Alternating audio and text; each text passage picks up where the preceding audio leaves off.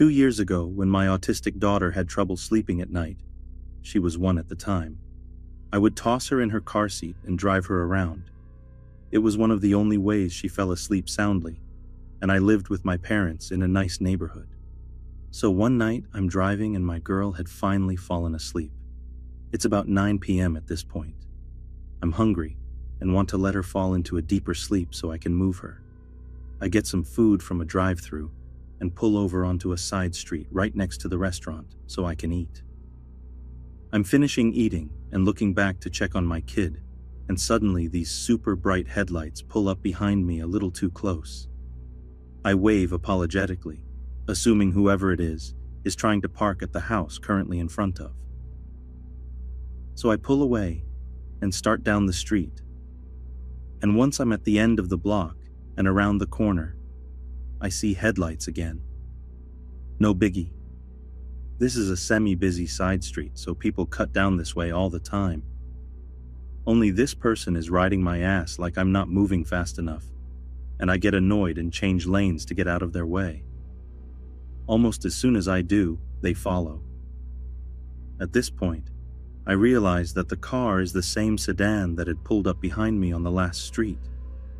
But now they are too close for me to see the make of the car, and the high beams are on so I can't see anything behind me. I curse myself for not paying better attention to the car before. I didn't want to be crazy paranoid, so I took a few unnecessary side streets and passed my neighborhood, only for this person to be behind me, turn for turn and lane change for lane change. So I panicked and called my dad. I know I should have called the police, but I was 21 and did the first thing I could think of. He was at work, 30 minutes away. He has terrible reception and decides to call me back on the landline at his work and is on his cell phone with the sheriff's department for our neighborhood, and they tell me to drive to the station. It's been close to 40 minutes since the person had started following me and kept riding me closer and closer. I'm running lights and swerving around at this point, just trying to catch someone's attention. So I drive to the station, and no one is there. Not one car, no cruisers, no one in the department office, not even any cars in the small parking lot. And they want me to pull into the lot and wait for an officer. I am alone. My 1-year-old is now fussing in the back seat, and there is only one way in or out of the parking lot. I nope the fuck past the station and tell my dad to tell the officer on the phone to fuck off, because no one was there. I see a sheriff's car at the light ahead and start to honk and flash my lights as he drives across the intersection I am driving to. He either misses what I am doing or ignores it. It's now been a little over an hour, and the person has tapped my ass 4 times. Eventually, I saw another sheriff's car and just laid on my horn, and I think he caught on because he busted a U-turn and came back towards us. As he did, the car behind me disappeared into the mall across the street, and the officer followed. I was instructed to go back to the station and wait. So I did, and eventually I was waiting so long, I went inside. The office had no one except a non-emergency phone on the desk, and that only connected me to other extensions. To wrap the story up, they made me feel crazy and said they never found the car, that all they could do was take a statement, since technically nothing happened.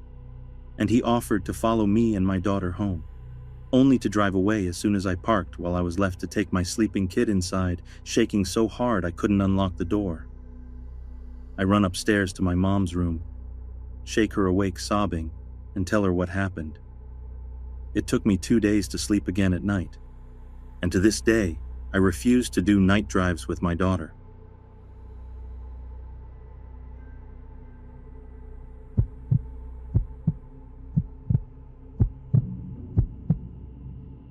This happened in either 2009 or 2010 when I was in my first or second year of college.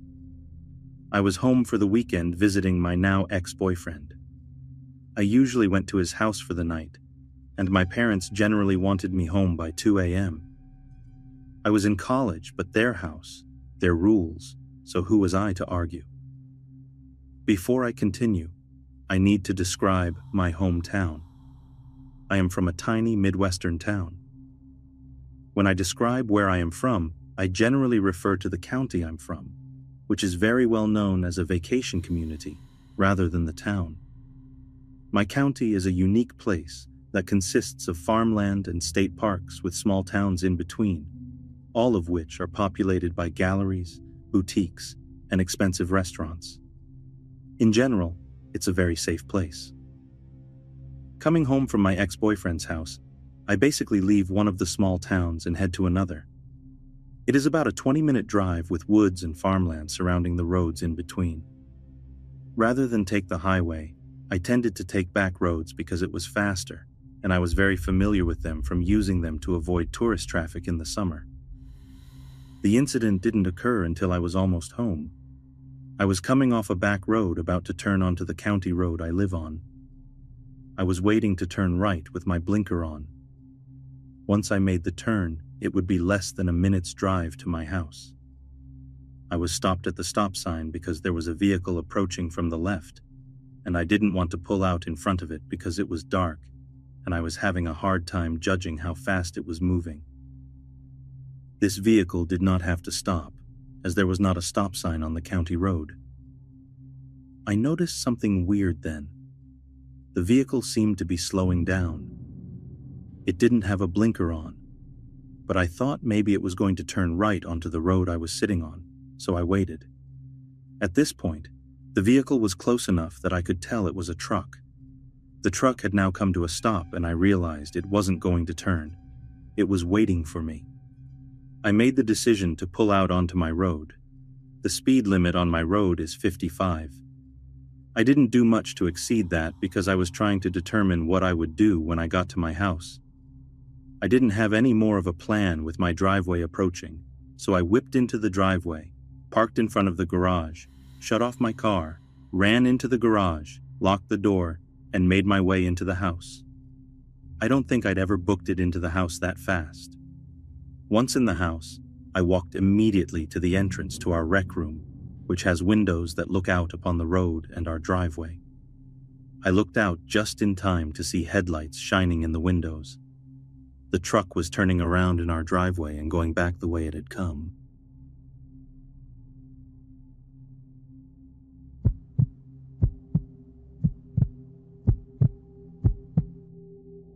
This happened over 20 years ago. I was driving back home with my girlfriend at the time. It was Christmas Eve, and my mother's family used to hold a large celebration at my aunt's house in Estacada. This was my girlfriend's first time meeting with my extended family, but she got on quite well with them. We spent the majority of the afternoon and evening talking, playing poker, opening presents, and drinking an assortment of adult beverages. My girlfriend had been quite inebriated by the time we had to leave. Therefore, I'd be driving us home. It was around 11 p.m. or so. I was driving my girlfriend's car along Highway 211. Now this stretch of road is surrounded by farms and dense patches of forest, and parts of it are unlit. But nothing to fear. I grew up in this area, so I knew this road like the back of my hand. The both of us were just driving and talking away, just two young lovers making the most of our moment together. There is a portion of the highway that descends down an enormous hill before crossing Deep Creek. Surrounding both sides of the road are thick forests. There are no lights. The only thing we could see was the area directly in front of our headlights. I drive down the hill, cross the bridge, and uphill through more forest. It's as the highway starts to flatten out that it happens.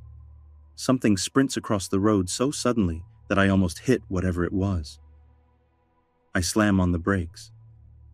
I turn to my girlfriend and ask her if she saw it. She confirmed that she had, but she couldn't make out what it was.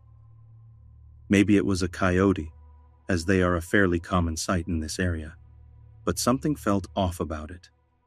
Whatever it was that ran in front of the car disappeared into the woods next to the road. So for some reason, I decide to check it out. I turn the car around and switch on the high beams to better light up the forest in which this thing had vanished in. I step out of the car and walk towards the woods. I don't see anything, but now it feels like perhaps I'd made a grave error. My heart is pounding, and the hairs on the back of my neck are standing at full attention, but I still don't see anything unusual in the trees. Suddenly the car's horn blasts. It's not a beep beep beep that you'd get if, say, your driver or passenger wanted you to hurry up and get in the car. No, this was a long, blaring beep.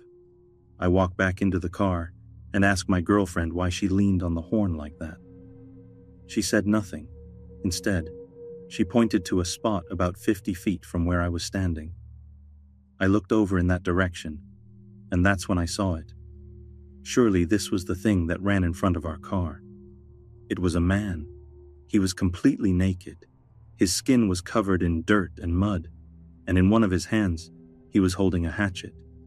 He looked back at us, and then he smiled and waved to us just before turning around and walking back into the forest. Needless to say, we got the hell out of there. Once we were safely driving again, my girlfriend explained what had just happened.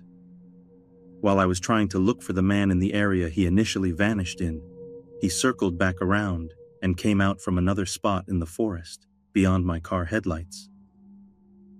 My girlfriend had seen something out of the corner of her eye, and that's when she saw him. Before she honked the horn, he was walking towards me, his hatchet raised as if making to strike me. We called the authorities once we got safely back home, but they never found anybody, or they did and just didn't tell us. But the officer we spoke to explained his theory. The man was obviously looking to ambush unsuspecting lone travelers for Lord only knows what reason. We all agreed that my girlfriend's quick thinking saved my life, as it let my potential killer know that I wasn't alone out there. I moved back into the area recently, so I now drive that highway often. No naked hatchet man sightings yet, but I can tell you that I'm definitely extra vigilant now, especially near Deep Creek.